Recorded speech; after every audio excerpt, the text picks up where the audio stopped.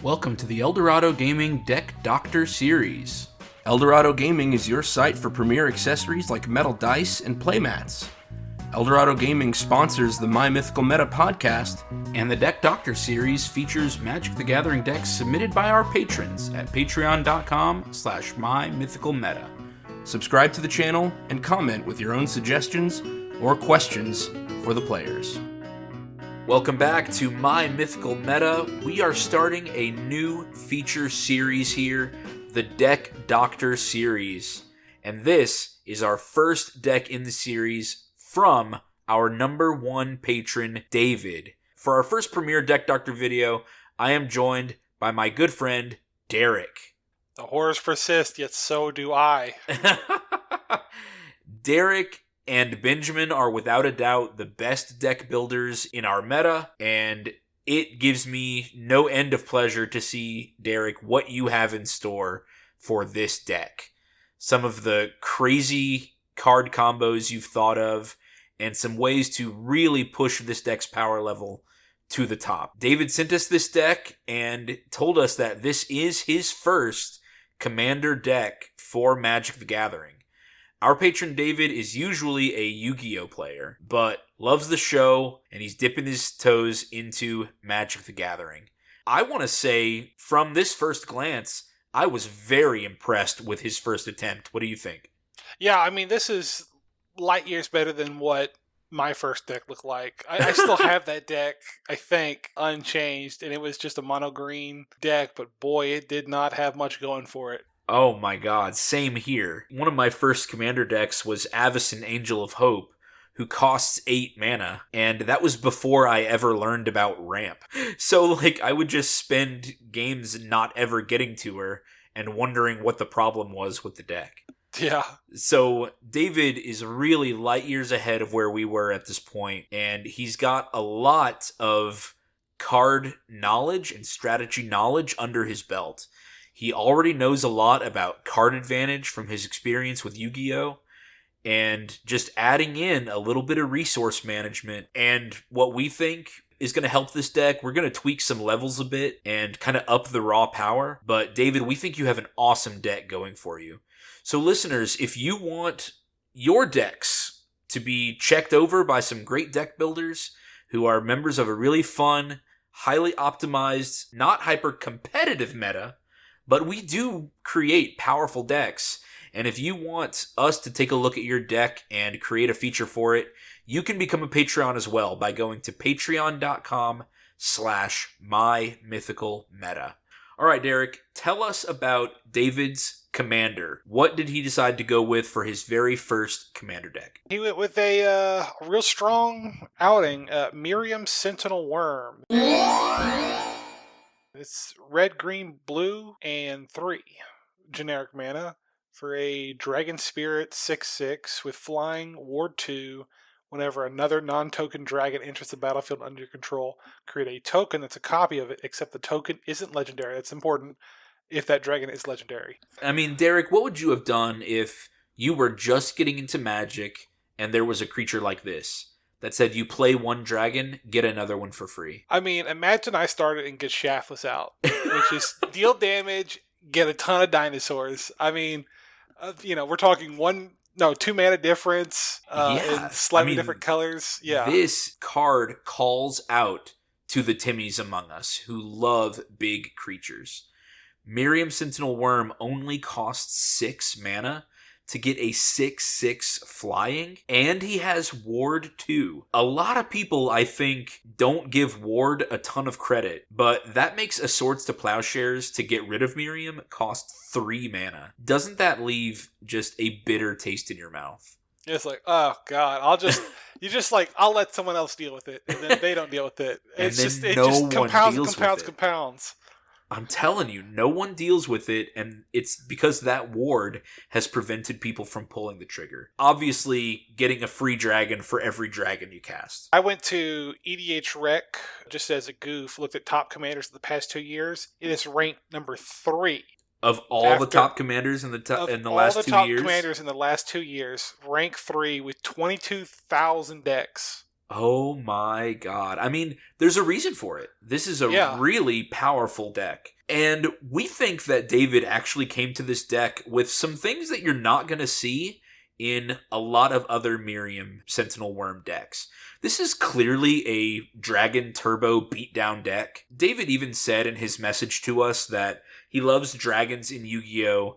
They're very flavorful. The art is cool for tons of dragons. And that was just something that he wanted to carry over. My Mythical Meta as a podcast does have an Archidect account, and David's deck is going to be in the show notes in our Archidect account. So you can find that link in the show description, and in the deck, the cards that are in the sideboard are the cards that we have removed from the deck. All of the other cards, the cards that we think he should add to the deck, are in a category titled New.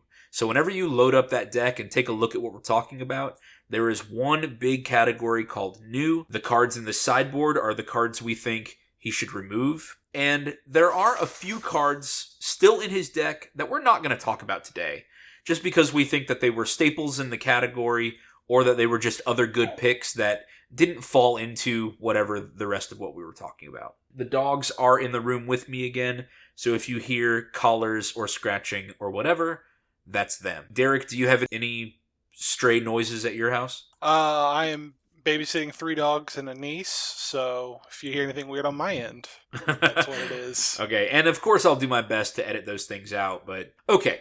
Let's get to Miirym Sentinel Wurm, David's first commander deck.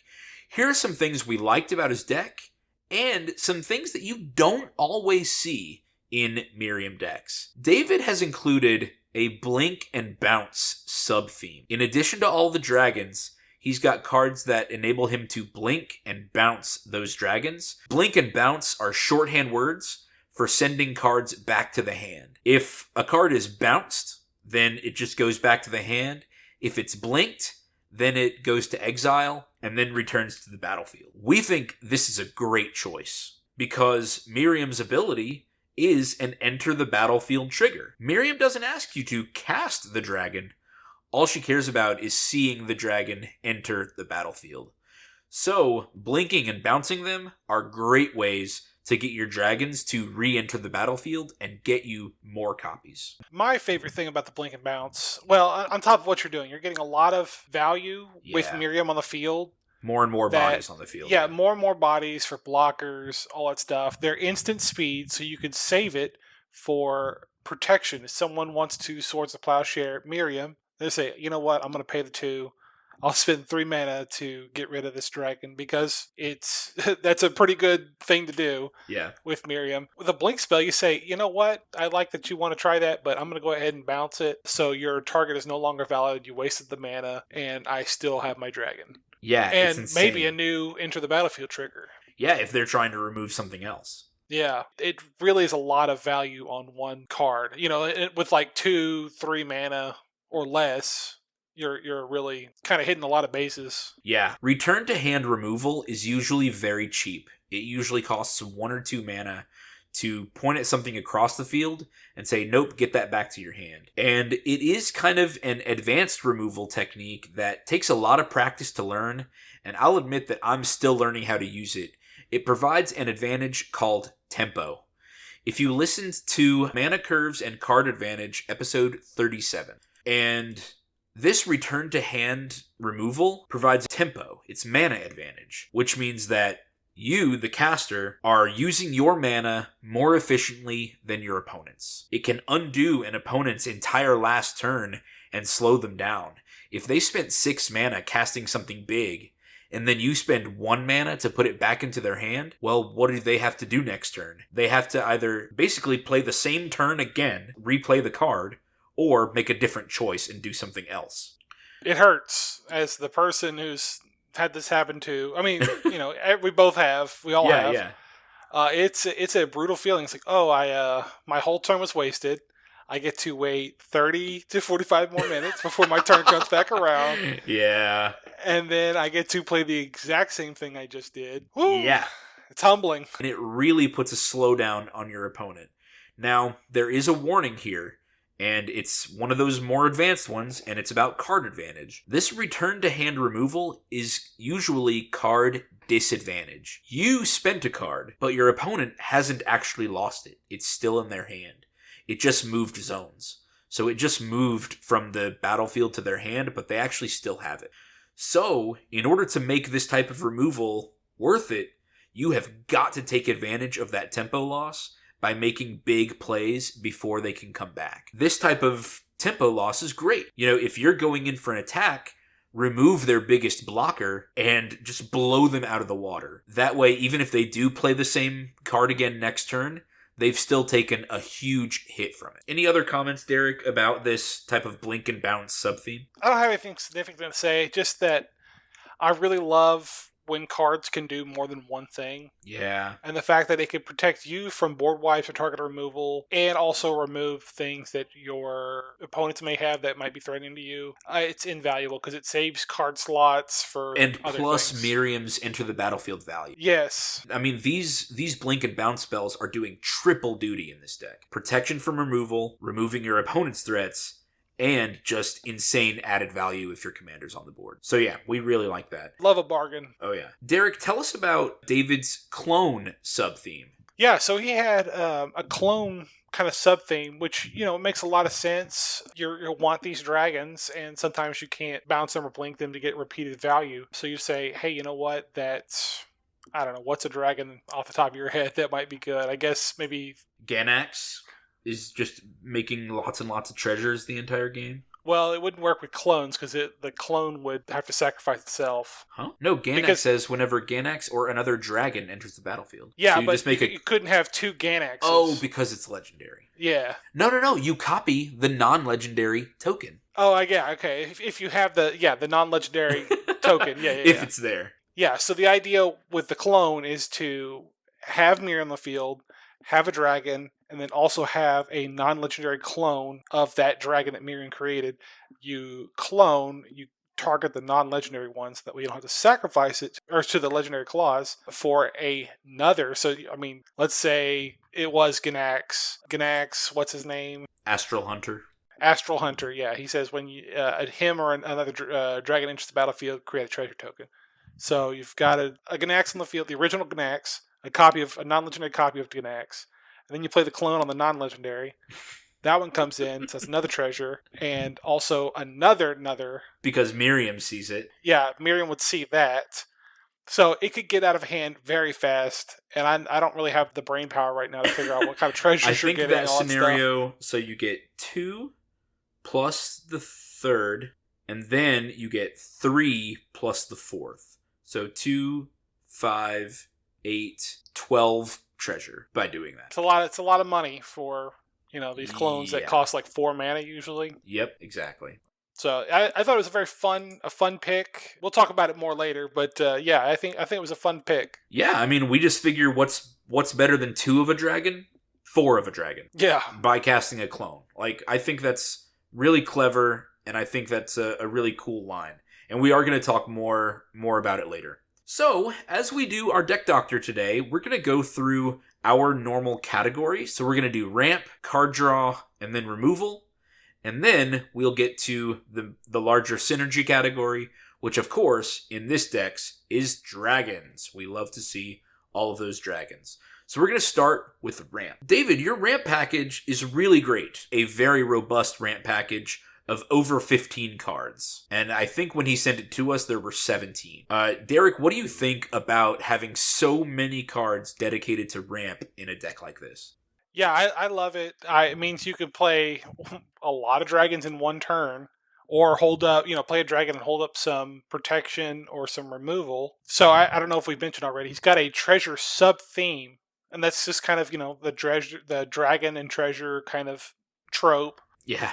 A lot of these dragons care about making treasures or, doing stuff with treasures. These treasures, they tap for any mana, so they already help with ramping and a lot of stuff. Yeah, they're ramping, they're fixing them as colors. It's really strong, and I think that having so many cards in the deck dedicated to ramp and mana generation, I think that's the right move.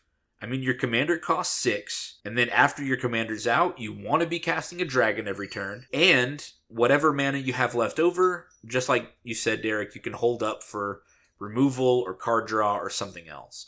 This deck needs to get to 8 or 9 mana as fast as it can. Yeah, with a deck like this, kind of speaking from a Geshath point of view, you got to hold up protection because, I mean, the ward on Miirym is nice, and it will help. People will pay that ward once you've played a couple dragons. They're like, we got to get rid of this. The smart ones will. The dumb ones will deal with the dragons that are coming in instead of Miirym itself. Yeah. So being able to hold up some extra mana, at the end of the day, play more than one spell a turn is really how to push this deck ahead. Yeah, I absolutely Since dragons are so expensive. Walk us through some of his synergistic picks. These are the cards that we really like that he already included. No notes. These are good as is. So he had stuff like Patron of the Arts. It's a little 3/1 Dragon Noble that costs 3 mana. When it enters the battlefield or dies, create a treasure token. That's great. So now we're going from 3 mana to 5 mana on the next turn. And hopefully we can get it killed. Because it's only got 1 toughness. Hopefully we can get it killed before then, so that way we can get to 6 mana on the next turn. Swing it in against somebody's whatever. It doesn't matter. Yeah. He's got Dragon's Hoard, another, kind of dragon treasure trope. When a dragon enters the battlefield in your control, put a gold counter on Dragon's Hoard. You can tap, remove a gold counter from Dragon's Hoard, draw a card, love it. Or you can tap and add 1 mana of any color. So that's doing a lot of double duty. It says when a dragon enters the battlefield, doesn't care if it's a legendary, doesn't care if it's a non-legendary token. Yeah, doesn't care if it's a token or anything. Dragon's Hoard only costs 3 mana. So it's another one of those utility 3 mana artifacts that, in this case, you can use it each turn for either mana or card draw. You get to make the choice every turn. Mm-hmm. Because you're bound to be getting the gold counters that you need from your dragons coming in. Yeah, and it itself is a mana rock that you can use for any mana, and on the turn you play it. So you could chain together like Patron of the Arts with Dragon's Hoard. Yeah, I think it's awesome. Yeah, and the last is the legendary background Alkalite of Bahamut. Or Bahamut? I'm not really sure. I always said Bahamut, but I don't know. Yeah, I always hear it every other way. I think it's because Final Fantasy does it a different way or something. Oh, I think you're right. Yeah. This is a background from Baldur's Gate. It's a green one. It says, commander creatures you control have. The first dragon spell you cast each turn costs 2 less to cast. This is, great because we want cheaper dragons. A lot of these dragons cost 5, 6, 7 mana. So instead of that, let's do 3, 4, 5 mana. Exactly. And it just means we can cast more dragons a turn, hopefully. Yeah, bring your entire curve down.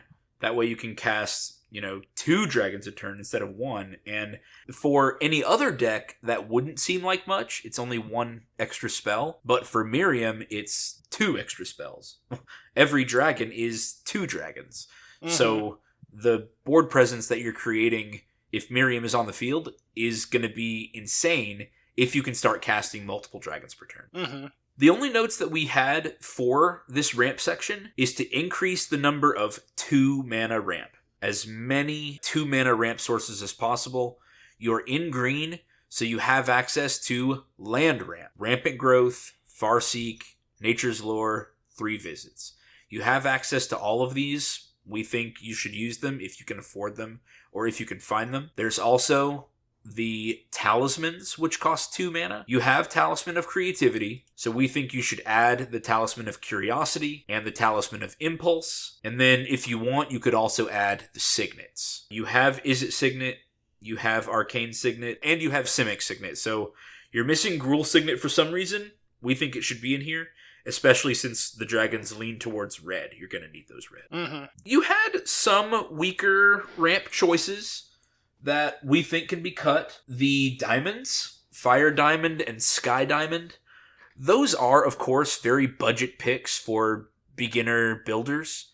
There was a time when I liked them because they were 2 mana, but they come in tapped and only provide 1 color. So the sooner that you can evolve out of the diamonds we think the better. Mm-hmm. One of the cuts that I did make was Swashbuckler Extraordinaire. He is another guy that helps you to create treasure tokens if you wanted to keep him, because when he enters the battlefield, you can create a treasure. I see the treasure theme, so you could keep him if you wanted to, but we went ahead and cut him for this deck. Yeah, his second ability says you can sacrifice one or more treasures, and if you do, that many target creatures can get double strike, which could be a game ender right there, Yeah. but I feel like I want to use my treasures to get Cast these dragons. dragons out. Yeah. Yeah, and it was a judgment call, you know? So if you listen to this and say, no, Swashbuckler Extraordinaire is good and I want him, keep him. Go for it. Yeah. Okay, and that's really all our notes on the ramp package. You seem to already realize that this deck needs a lot more ramp than normal.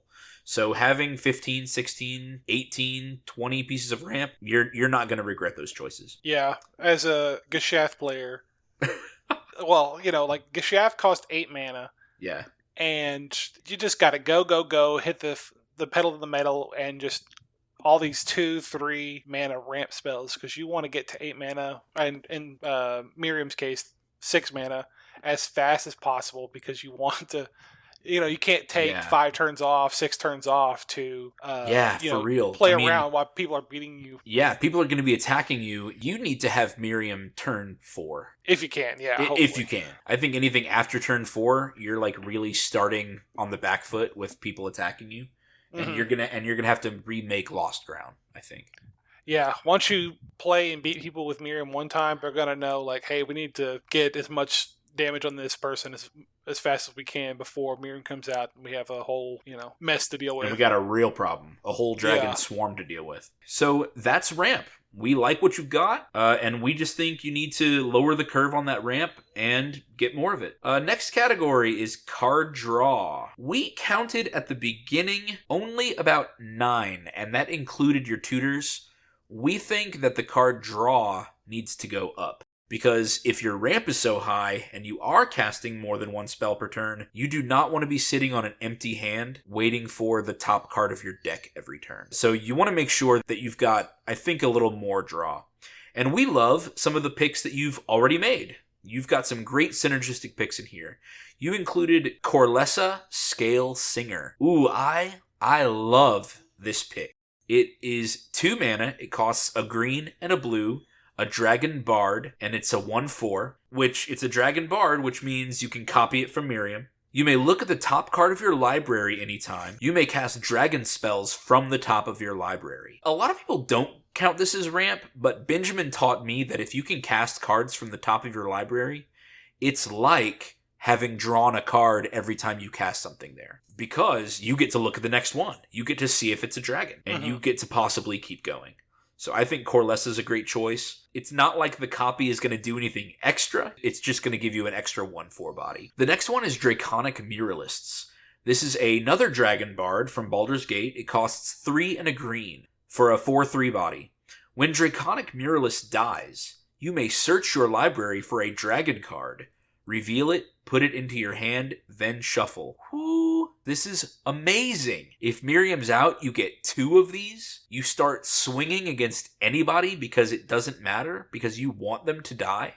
So they just have to deal with his 4 damage no matter what. And then 4 damage is not nothing. Yeah, it's not nothing. People are going to start putting their mana dorks in front of it. They'll start putting their, utility creatures that they want to just sit on the back. Yeah. They're going to start putting them in front of a 4-power body. And when they do finally kill it, perfect. You get to search your deck for 2 more dragons. Let me find the silver bullet to win this game. Exactly. I love Winged Words because it's Blue's version of Night's Whisper or Sign of Blood. It's 2 and a blue, so it costs 3 to draw 2 cards, but it has text that says this spell costs 1 less to cast if you control a creature with flying. You're in blue. The entire deck is dragons. Of course you're going to have a flyer. So this is just blue and 1 to draw 2 cards. That's great. Ironically, the 2 dragons we just mentioned don't have flying. Okay, well, Baldur's Gate is an exception because they're all Dragonborn or whatever. Derek, tell us about Descendant's Path. Yeah, it's a fun little guy. Green 2 For an enchantment, at the beginning of your upkeep, reveal the top card of your library. If it's a creature card that shares a creature type with a creature you control, you may cast it without paying its mana cost. If you don't cast it, put it on the bottom of your library. This is one of those new enchantments from Lost Caverns of Ixalan. Yeah, this was in the dinosaur... Ixalan is a super tribal set, so this card screams tribal. If you have lots of creatures that all match the same type, Descendant's Path is going to start giving you free creatures, and it's only 3. Like, Derek, compare this to Lurking Predators. Yeah. If you're running tribal, which do you like better? If I'm running tribal, yeah, I would run this. Yeah.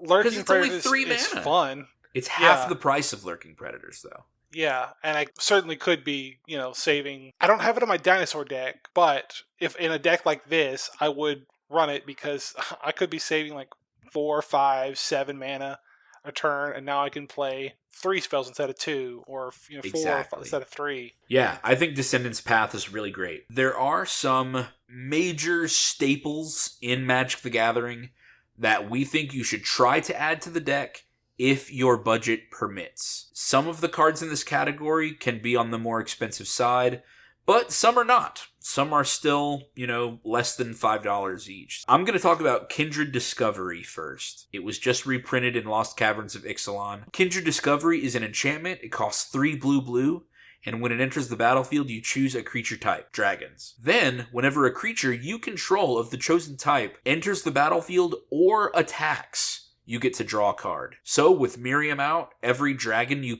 cast is going to draw you 2, and whenever they swing, they're going to draw you cards again. Kindred Discovery being able to draw from 2 actions, both entering and attacking, that is going to keep your grip full the entire time. Especially if you manage to have, say, 5 dragons. If you have Miirym and 2 others, then that means you've gotten 2 more copies. So 5 dragons swinging out is going to refill your hand up to 5. That is really, really good. It's absolutely one of the best tribal cards you can get in blue. It's recently reprinted. Pick it up if you don't have a copy, or proxy it. TCG Player has it for less than $5. Card Kingdom has it for $8. So the thing about TCG Player, though, is their prices are usually lower, but you're usually going to end up paying more on shipping. But you can get this card for $8 right now. I know there was a time when it was around $15, so you probably want to pick it up while it's still a recent reprint. Mm-hmm. Temur Ascendancy. Green, blue, red for an enchantment. Creatures you control have haste. That's money right there for a deck like this. Whenever a creature with power 4 or greater enters the battlefield under your control, you may draw a card. So it's kind of like half of Kindred Discovery, but it tacks on haste. I mean, that could be a game ender there, depending on what you're playing into it. Yeah, giving them haste. Cast any of your dragons that have power 4 or greater, and you get to draw 2 instead of only 1. Or even if Miirym's not on the field, you still get to draw, and your hand gets to stay the same size as long as you're casting dragons. Like, Temur Ascendancy is just good all around. Yeah, for decks like this with the big mana creatures, that's the biggest problem, is that you cast it, you spend all your mana, you have to wait a whole turn before you get a chance to swing, and sometimes, usually, in our meta, someone will deal with it, and it feels bad. So being able to swing at least one time, it's better than no times, of course. Absolutely. But man, with Miirym on the field, you're getting 2 ideally big dragons swinging out, and you're drawing 2 cards. I think this is a must include. I agree, and it costs $5.38 on TCG Player. So it's hovering around the $5 to $7 mark as well. I think you should include Rishkar's Expertise. This is a staple in green, costs 4 green, so it's 6 mana. But you draw cards equal to the greatest power among creatures you control. In this deck, we were searching around for high power creatures, and we think it might be 6. We think 6 is the highest power that you're working with, but it's on your commander. To pay 6, draw 6, that's an incredible rate. Plus, obviously, Rishkar Expertise's second paragraph. You may cast a spell with mana value 5 or less from your hand without paying its mana cost. You get to look at your refilled hand and pick a new card to cast. I run this card in almost every deck I have. It's so good. I mean, it plays very much into my style, which is, drawing lots of cards and getting stuff for free. Yeah. I absolutely love the sensation. It's just an absolute rush to play this card, and I'm always playing big creatures, so I'm always, taking a lot of advantage of it. But okay, so we said the biggest is like 6-ish, unless you're buffing it in some way. But the average is like 5, so it's not like the floor is like 1 or anything. It's like 5. These dragons are still huge. Yeah, your dragons are still big. And the thing about Rishkar's expertise, with its second text, you don't have to take the turn off to draw cards. Like, that is what a lot of card draw spells tend to be, is like, I gotta take turn 3 to cast Temur Ascendancy, that way on turn 4 I can draw a card from it. Or I gotta tap out, draw 5 cards, but now I can't do anything, because I don't have the mana for it. Well, that's not the case with Rishkars. You don't have to take the turn off to draw, because you still get to cast a spell for free, of mana value 5 or less. So anyway, we definitely think if you can include Kindred Discovery, Temur Ascendancy, and Rishkar's expertise. Now, Derek is famous for skipping the draw part of card advantage. He's talked in a couple episodes now about he loves to cast spells for free. So you don't have to draw them. There are spells out there that allow you to cast spells for free directly from your library. And Derek is going to go through some of those options for us. Yeah, so these are cards that make my Joda deck so deadly. Is because I'm paying a lot of mana one time to get a ton of things. So the first up I have is Genesis Ultimatum. Green, blue, blue, red. So what is it? 7 total for a sorcery. Look at the top 5 cards of your library. Put any number of permanent cards from among them onto the battlefield and the rest into your hand, and then exile Genesis Ultimatum. Permanent cards. We're talking lands, dragons, all that fun stuff. Yeah, anything that was there. Yeah, I mean, let me look at what the average mana value is. So it looks like most is around the 3 to 5 range, which is, I guess, what most decks are. Yeah. But, I mean, let's say you hit 5 dragons, it could be, 25 mana worth of spells. Yeah. And like, again, even if you don't hit it, get the lands onto the battlefield. And you've ramped as part of it. Yeah. So you've ramped plus got a dragon or 2, maybe another spell out there. Yeah. The lands don't come in tapped. Maybe an enchantment. Like this is an instant board state. Yeah, it's absolutely brutal. Yeah. I assume. I've never played against it. I've always killed my friends with it. Oh, yeah. Next, we have Sunbird's Invocation, red and 5 for an enchantment. Whenever you cast a spell from your hand, reveal the top X cards of your library, where X is that spell's mana value. You may cast a spell with mana value X or less from among cards revealed this way without paying its mana cost. Put the rest on the bottom of your library in a random order. Like we said, 5 mana dragons. You play a 5 mana dragon, look at top 5 cards. If they cost 5 or less, you can pick one of those 5 to play for free, and then put the rest on the bottom. I mean, yeah, you're just getting 10 mana value worth of spells for 5 mana. Yeah, it's just nuts. Yeah, you've got the mana. This is the kind of deck that wants to do these kind of things.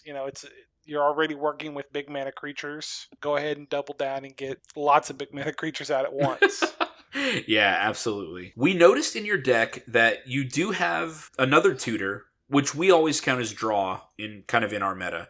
You have in your list Zarillin of the Claw. It costs 3 red for a 3/4, I think, Viashino. Is that right? Didn't they all get turned into lizards? Is he just a lizard now? But he has an ability where you can pay 3 and tap it to search your library for a dragon, put it on the battlefield, and shuffle. It has haste, and then you exile it at the end of the turn. Yeah, he's a shaman lizard now. Okay, a shaman lizard. So we do think Zarillin of the Claw is really good, because you can pay 3, slap a dragon down, get a token copy that stays, and swing with the original. We think this is great. But it does cost $10. If you don't already own it, and it was just in here as I'm going to buy it later, then we think there's a switch you should go for. Since you have the treasure sub-theme, Magda Brazen Outlaw, red and 1, real cheap. She's a dwarf berserker from Kaldheim. She's 2/1. Other dwarves you control get +1/+0. That's not important. Whenever a dwarf you control becomes tap, create a treasure token. That's not super important. No. It's not important, but it's the next part. Sacrifice 5 treasures. Search your library for an artifact or dragon card, put that card on the battlefield, then shuffle your library. So you just tutor up a dragon you want, put it on the battlefield, and go about your way. I mean, it's technically costing you 5 mana if we're going to be... Right, because you're sacking 5 treasures. Yeah, but I mean, it's pretty good. Yeah, 5 mana to tutor up a dragon from your library. And, dude, she's less than $1. Yeah. The one that I'm looking at on Scryfall, call time number 142, 91 cents. Definitely a budget alternative to Zeralon if you don't already own Zeralon. There was a card draw spell I noticed that I think can be removed. You have an Ether Channeler. I don't think it's really doing anything in this deck. It enters the battlefield and you can either bounce a card, draw a card, or create a bird. I don't know. I think you could switch it out. One card that I am thinking about is Call to Heal. It's only 2 mana instead of the 3 mana you would need for Ether Channeler. It says return target creature to its owner's hand. Its controller draws a card. So if you chose to use it on your own creature, then you also get to draw the card and get it back to your hand. If you choose to use it on an opponent's creature, yes, they get to draw 1, but you've also done the removal that you needed. It's kind of a judgment call. But I just don't think you'll ever need the bird from Ether Channeler, and so that makes that 1 extra mana in his costs kind of extra. I don't think you need it. Yeah. Those are some of the suggestions we think for your card draw category. Really beef up some steady draw with Kindred Discovery and Temur Ascendancy. Get some burst draw in there with Rishkar's Expertise, and then some free spells with Genesis Ultimatum and Sunbird's Invocation.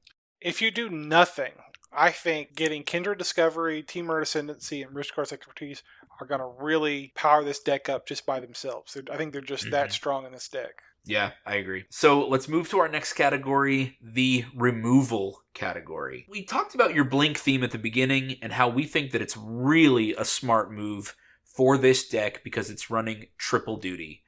You can remove an opponent's threat by bouncing it to their hand. You can protect your own cards by returning them to your hand so that you can cast them again later. And you can recast your creatures to get value from Miirym. So triple duty here. We think as many of these should be instants as possible so that you can be able to use them on your opponent's turn. You had a couple of sorcery versions of this that we think you should get rid of. So one of those is Silent Departure. I think you should get rid of that and trade it for an instant. In addition to your bounce and blink cards, you've got plenty of counterspells. I think this is a great choice. Counterspells work great as an option for both removal and protection, just like your blink and bounce spells. It's really smart deck building to have cards that are doing double duty or triple duty in these categories. I think that's really smart. Mm-hmm. Some cards we think you could add. Mystic Confluence. It costs 3 blue for an instant. You choose 3, and you are allowed to choose the same mode more than once. So there's these 3 options, and you can double up or even triple up on these options if you want. You can counter target spell unless its controller pays 3. This is great when you notice that an opponent has just about tapped out or tapped out for a spell. You can say, you need to pay 3 more. And if you see that they don't have it, then it's basically a counterspell. You can return target creature to its owner's hand. That's an opponent's creature. That's your own creature. So the same bouncing that we've already talked about. And its last option is draw a card. So you can choose 3. You can say, I want to bounce my own creature, bounce your creature, and draw a card. You can say, I want to bounce your creature and draw 2. Mystic Confluence is just a really strong, very versatile spell to cast. Yeah, it costs 5 mana, which, it's not nothing, but it's adding so much flexibility to what you're already trying to do, I think is definitely worth considering. Yeah, I think it's worth the price. I feel like at its very worst, you hold up 5 mana and you don't spend it on your turn. You're waiting to see what other people do, and then if nobody threatens you or nobody points any removal at you or whatever, and you don't want that mana disadvantage, well, you cast it and you draw 3. Like, I think that's its floor. Mm-hmm. I think that's the floor for Mystic Confluence, is you pay 5 and draw 3. That's not the best rate, but you're up 2 cards. You traded in Mystic Confluence, replaced it, and drew 2 more. So I think that's a fine trade for the versatility that you're paying for. Yeah. There's an artifact that I think you should consider called Crystal Shard. It costs 3, and you can pay either 3 mana or 1 blue and tap it. So I imagine for your deck you would be paying blue because you have blue in your color identity and you can do that.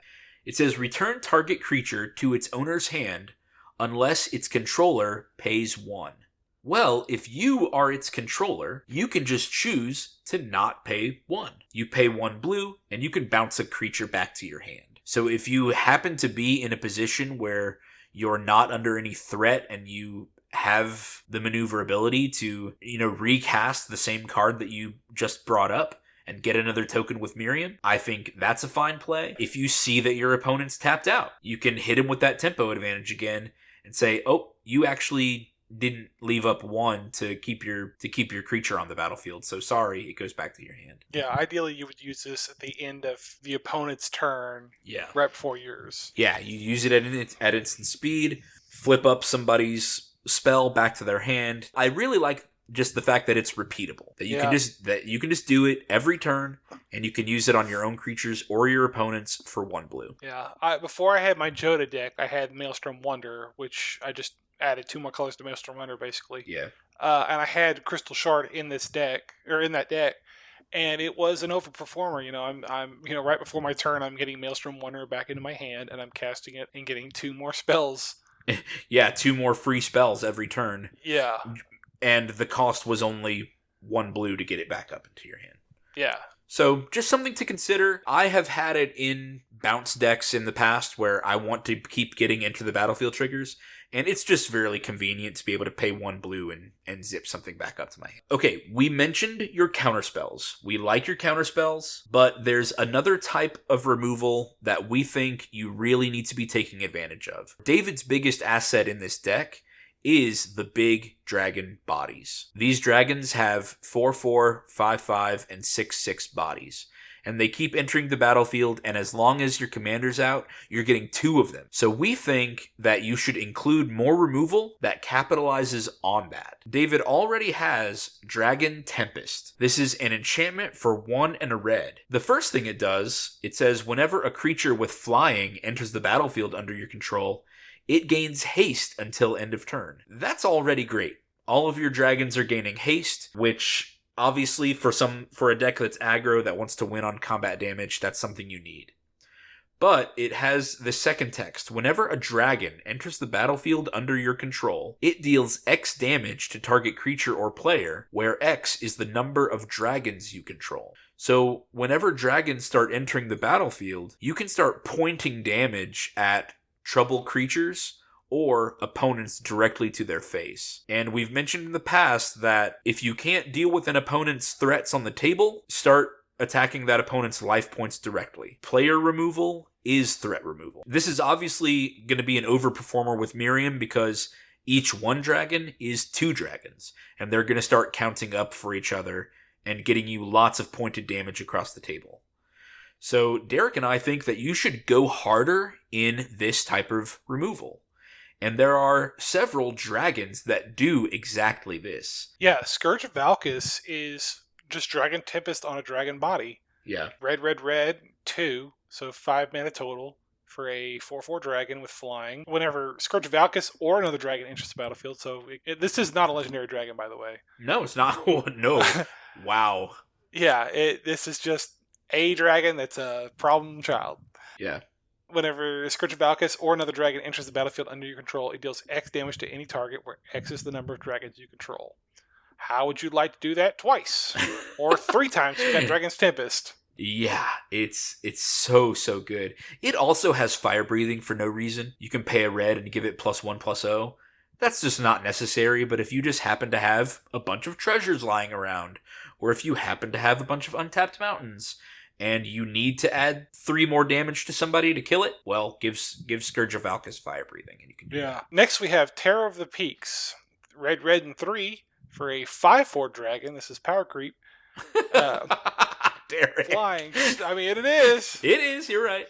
Flying. Spells your opponent's cast that target Terror of the Peaks cost an additional 3 life to cast. So I think that's just saying ward is 3 Ward life. pay 3 life, yeah. Yeah, so not the worst thing, but it's still, could if you have a bunch of Scourge of Alcuses, it could be a problem. Whenever another creature enters the battlefield under your control, Terror of the Peaks deals damage equal to that creature's power to any target. This is an expensive card, and it's the most expensive card we've added, I think. Yeah. But it was just recently reprinted in Outlaws of Thunder Junction, so it is the cheapest cheaper. It's been in a while. Yeah. Even though it's still about $20 right now. Yeah, proxy if you don't want to pay that. But if you love the effects, don't like proxies, and still would like to have a card, you can do Warstorm Surge, red and 5 for an enchantment that does the exact same thing. When a creature enters the battlefield under control, it deals damage equal to its power to any target. You're dealing a lot of damage with Miirym, dealing 10 damage because you're getting anything. 2 each time. Yeah, it's crazy. I mean, if your dragon's got 4, 5, 6 power, well, Miirym is going to turn that into 8, 10, 12 power, and Terror of the Peaks or Warstorm Surge is going to turn that power into direct damage. You can send it to your opponent's creatures, but I'm just saying you can send that damage directly to your opponent's faces, which means your dragons didn't need to attack, they didn't need to have haste. Terror of the Peaks or Warstorm Surge just allowed them to blast their damage directly at your opponents anyway. Yeah, a lot of times we'll be in a situation, or I've been in a situation, I know, this is a very common thing that's happened to players, is that you're sitting there, it's like, man, this guy's got too many walls up. He's got Ghostly Prison. He's got, propaganda, these things. So I can't afford to attack him after I just paid for these dragons. Mm-hmm. Yep. Well, how about I just laser him down with non-direct damage instead? Yeah. Terror of the Peaks is $20, but just imagine Magical Christmas Land where you cast him and Miirym gives you a second one because he's not legendary. Or I guess, again, Miirym doesn't care whether he's legend. But you have 2 of him! It's great. I mean, it's expensive for a reason. Yeah, it's expensive for a reason because it synergizes so well. Proxy it, stick in Warstorm Surge. We think that this is a really effective way, and obviously a super thematic way. It's a very dragon way of getting your opponents out of the game. Mm-hmm. You could laser someone down and then hit them someone else with dragons in the game. Yeah. So in your removal package, we do think that a weakness here is that you're lacking in board wipes. We think that some of the targeted removal, like Dragon's Fire, should be removed and replaced with a couple of board wipe options. The first board wipe option that I think you should include is another dragon, and that's Steel Hellkite. This is an artifact dragon that costs 6 mana. It's a 5/5 with flying. It has basically an artifact version of Fire Breathing, which is that you can pay 2 mana to give it +1/+0 until end of turn. But then it has a second activated ability, which kind of functions as a board wipe. You can pay X, destroy each non-land permanent with mana value X, whose controller was dealt combat damage by Steel Hellkite this turn. Activate only once each turn. So, another way of explaining this is that once Steel Hellkite hits somebody, you can choose the value of X, say for example 3, and you can destroy everything on their field that costs 3. Steel Hellkite is especially good at getting rid of tokens. It says destroy each non-land permanent with mana value X.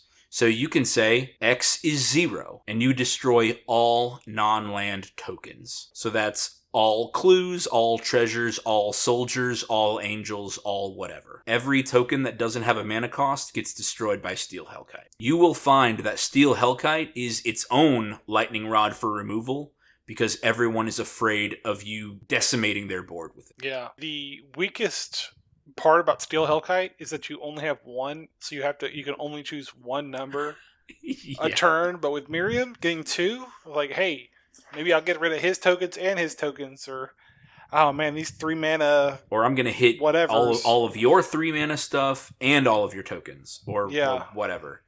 And I think the weakest part of Steel Hellkite is that he doesn't have haste. Yeah, that's so true. You telegraph it for a turn, But I promise you, people are going to see Steel Hellkite and say, oh my god, he's about to decimate my board. But that's not a bad thing, because people are going to point their removal at it instead of whatever else you have going. If your budget can swing it, this deck is a great place for Cyclonic Rift, but it is a big budget card. Cyclonic Rift costs 1 and a blue to return target non-land permanent you don't control to its owner's hand, so it only hits an opponent's thing. It is an instant, but you can overload it for 7 mana. When you overload, you replace the word target with the word each. So when you overload it for 7, you return each non-land permanent you don't control to their owner's hands. That is everyone else's, all 3 other players, or however many other players are left.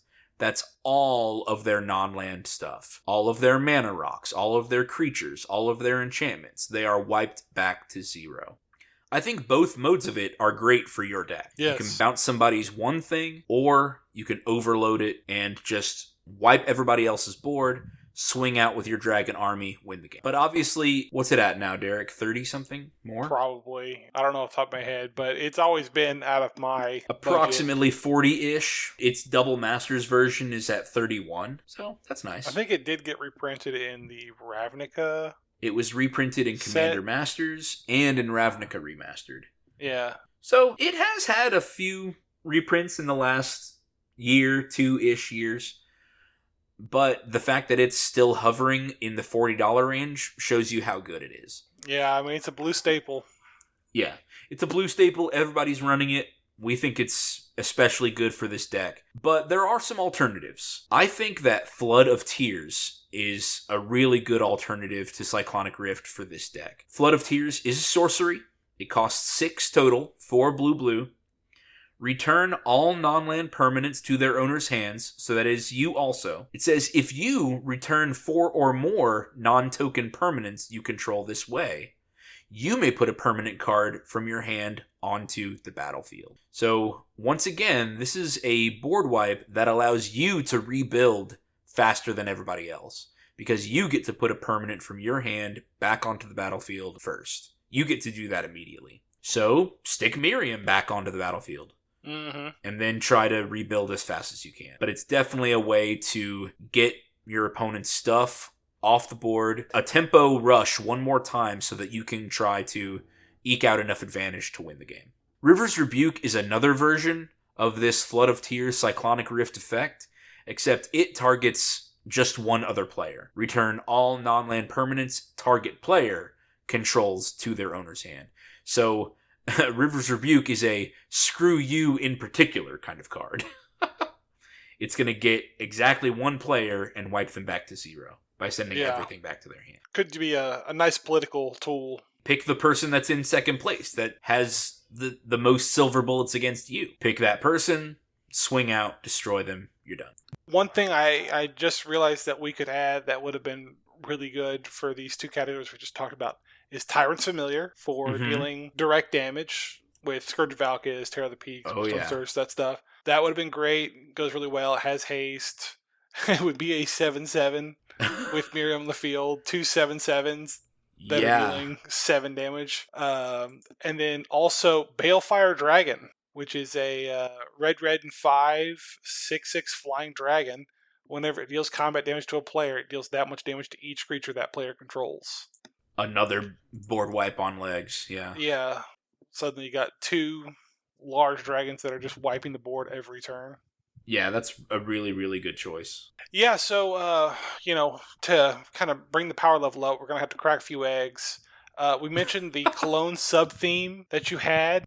We did think it was a neat idea, but we decided that the floor for that was too low. You would need to have Miirym out. You would need to have a dragon that's non-legendary, or a dragon that, has a non-legendary token to make. That way the clone can target that, and then you can get the Miirym copy. So we just felt like it was a lot of hoops to go through for one effect. Yeah, I mean, I do think it's a cool idea, like we mentioned before. But the problem is that if you have an empty board with no targets to copy, then you target an opponent's card that doesn't synergize with your stuff. And we think that if you fill the deck with more dragons, then you can still play a different dragon into an empty board, and it will still synergize better with your deck, we think. Yeah. So that was a choice that we made as the deck doctors, if you want our opinion. We think there are some powerful dragons that you can add to this deck to really up the power, and removing the clones is what gave us space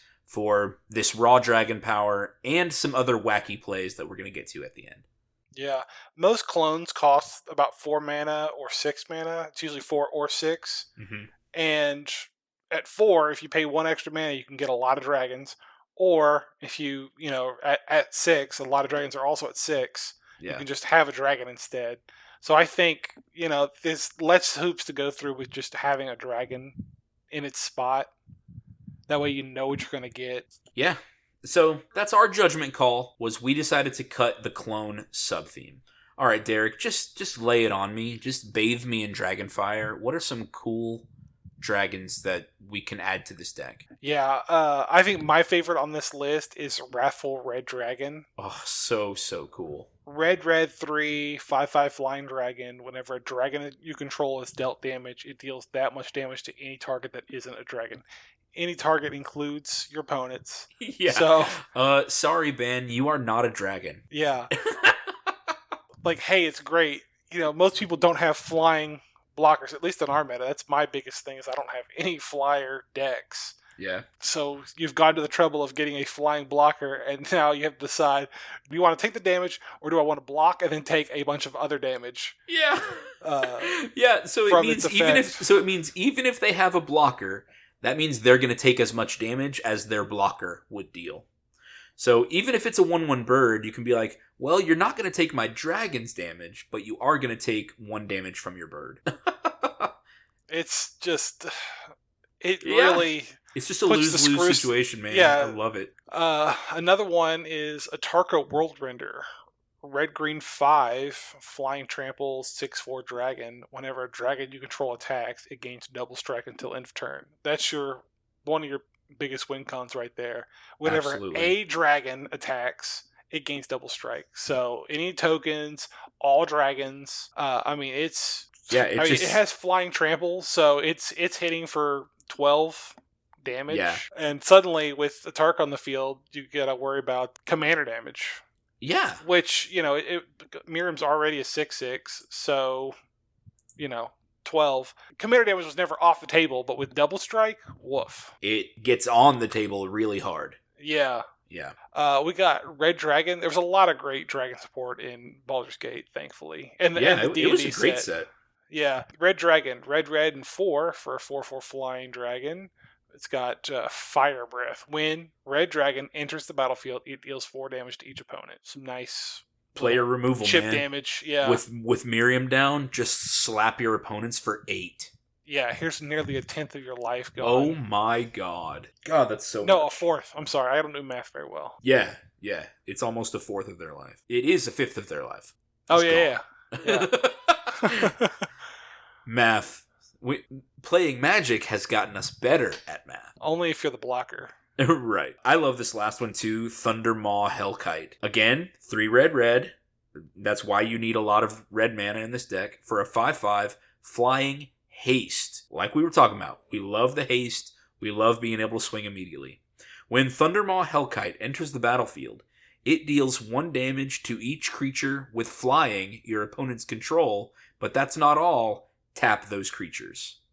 So now that 1/1 bird that somebody had, tap it. It's not blocking. I'm hitting you in the face instead. All the angels somebody has, all the dragons that somebody else has, no, tap those creatures, and all my guys are swinging in anyway. Yeah, I like it. It really... This deck can put a lot of pressure, because it's got the flyers. A lot of these have haste, or at least lots of ways to gain haste. Yeah. And they have all got big bodies. It's that's the hurdles you got to get past the early game as fast as you can. Yeah, I agree. All right, Derek. So we've got one last category, and David, I was so happy that Derek, jumped up to do this deck doctor, and literally the first card he talked about is not a dragon, but I'm putting it in a category called absolute insanity. This was just a fun little idea I had. I don't know what made me think of it or what my mindset was on the day that we were talking about it. But I thought of Brutaclad, Telcor Engineer, Blue, Red, and 4, Artificer, 4/4, creature tokens you control have haste. That your dragons you're creating with Miirym is why I'm thinking about this. And then at the beginning of combat on your turn, create a 2/1 blue mirror artifact creature token. Then you may choose a token you control. You could choose a dragon. Mm-hmm. If you do, each other token you control becomes a copy of that token. Suddenly you've got a sky full of, dragons. I mean, you already had a sky full of them. Yeah, you pick your biggest, strongest, whatever dragon it is, and then all of your tokens become that dragon. That also includes all of your treasure tokens. And there's also the opportunity of the flip side, which is if you need more mana in main phase 2, choose a treasure. Yeah. It says choose a token you control. Choose a treasure token. You can transform all of your dragon tokens into treasures if you want. Now, I don't know if you want to do that. Maybe you want to do that for a board wipe. Maybe you want to do that for some other crazy big play. I don't know. But it's an option. Yeah, I mean, you could, I don't know, maybe you're scared of a board wipe or something coming down the pipe, so you turn them into treasures, and then you turn them back into dragons. Yeah. You play a dragon, get a copy, and turn them back into that dragon. Yeah, it's wild. I think Brutaclad is the coolest tech that you came up with. And it was literally the first thing you said when we started talking about this deck. Yeah. And my mind just exploded. It is 6 mana, and it's not a dragon. Yeah. So, it's not the greatest thing, I suppose, but it is fun. It might be some fun little stories you get out of it. Oh, yeah. That's a wacky play. There is one other thing that we think could add and kind of bolster your Blink sub-theme, and that's Thassa Deep Dwelling. This is the Thassa from Theros Beyond Death. Is that what it was called? Return to Theros or something? I don't know. Whatever Theros' second set was. So It's an enchantment creature god. It costs 3 and a blue, so 4 total, for a 6/5. It's indestructible. As long as your devotion to blue is less than 5, Thassa isn't a creature. So you have to have a certain number of other blue permanents out in order for Thassa to be a creature. It's usually actually better when they're not, because they're harder to remove. Yeah. But Thassa has this extra ability. At the beginning of your end step, exile up to 1 other target creature you control, then return that card to the battlefield under your control. It's just a free, once per turn, bounce a dragon, get another enter the battlefield trigger for Miirym to see. Mm-hmm. And it's only 4 mana to get this enchantment effect. I think that's really good. We think it's a great choice. And she's got 1 more ability. You can pay 3 and a blue to tap another target creature. We're not saying that's the reason this is in the deck, but it's certainly not anything to point your nose up at. Yeah, could keep you alive. Yeah, if you've got the extra mana, you can tap down an opponent's Voltron commander or tap down somebody's blocker so that you can kill them with commander damage. Like, there's plenty of reasons that tapping another target creature is good. Yeah, your land base actually seemed pretty good to me. There were a few things that we suggested cutting, a few lands to get out of there. Really, the lands that come in tapped and then gain you a life, we kind of cut those. We definitely think that your land base needs an exotic orchard. You're in 3 colors, so your probability of having an opponent or 2 opponents that are using your colors, red, green, and blue, are very high. So exotic orchard, I'd put in every deck that's 3 or more colors. What about you, Derek? Yeah, I think it's just a good card. Yeah, I think it's just a good card because it taps for multiple colors, comes in untapped. So we think you should add an exotic orchard to your deck. You'll get it for at least 1 color, I think. Yeah. Unless you're just unlucky. I've never been that unlucky before. Yeah, me neither. Derek, what do you think is the minimum number of lands you can run in this deck? 37? Yeah, I mean, you might be able to get away with 36, but I would really. So we've been doing this for David. It's a budget deck with some less budget friendly upgrade options, but we're still working within a budget. If I wasn't working with a budget, maybe go down to 36, 35, and just put those really and just powerful. Include some triomes and fetch lands and stuff. Yeah. Yeah. But for this deck, I'd still stick with at least 36, maybe 37, possibly 38. I think with the robust ramp package he has, if he's looking to keep that around 16 to 18, then I think 37 is fine. Yeah, I would try 37, see how it plays for a game or two. Yeah. Because the treasures, they're kind of a thing we can't really pin down. Right. Each game you don't know how many treasures you're going to be able to get. Yeah, so that could affect things, but if you feel like you're not getting the colors you need or just, raw mana on the field, go up to 38. Or maybe the treasures are out of control and you could go down to 36. I don't know. Yeah. I certainly wouldn't go less than 36. Yeah, I agree. We are giving David back a deck list. If you, listener, want to see all of the final changes we made to this deck, the deck list on our Archidect page actually has 104 cards. Obviously, we know that a commander deck has 100 cards. We figured that you can decide on more cuts. You can tweak those last 3 cards depending on which theme you want to see more, depending on how it plays out the first couple of times, or if there are cards that we wanted to add that are outside of your budget. For example, Terror of the Peaks is $20, and if you decide, hey, this is my first deck, I don't want to spend $20 on a single card for a game I might not like, ignore those and not include them. And it becomes a non-decision that you don't have to make anyway. So the deck we're giving back has a few extra cards in it. You can decide on those cuts or to ignore big budget cards and get yourself down to 100. Derek, what do you think? Yeah, it seems like a fun deck. Hopefully by you upgrading this deck with us, you're not going to overpower your meta. But if you do, send them, get them as patrons and send them our way. Send them our way, man. We're happy to take a look at their decks too. We know that you're a Yu-Gi-Oh player. Recruit. Get those Yu-Gi-Oh players over here into playing Magic with us. And David, you are a patron. You have access to our Discord. You can play Magic with us. We are ready and excited to play Magic with you. All right, Derek, how can people contact us if they have questions for the overall podcast, My Mythical Meta, if they want to send us a news from the Warfront? How can people contact us directly? They can pull out a pen and paper and write down what they'd like to say, shove it into an envelope, write it to their local podcast center. And I was going to say, no, you can put your address. Do not put mine. Smoke signals are another way. We'll keep an eye out for them. Just tell us the direction. Hire a Skyrim courier. Letter just came for you. Okay. The email address, Derek, since clearly you don't even know. I don't. I had to stall, and I still don't know. mymythicalmeta@gmail.com. Don't forget that even if you're not a patron, you can still get 10% off at eldoradogaming.com by using the promo code META. Thank you guys so much for listening. David, we wish you the very best, and we want to thank you again for being a patron. Derek, thank you for being my great friend. Adios. Oh, I do what I can. Later, guys. This episode was sponsored by Eldorado Gaming. Use the promo code META for 10% off your order.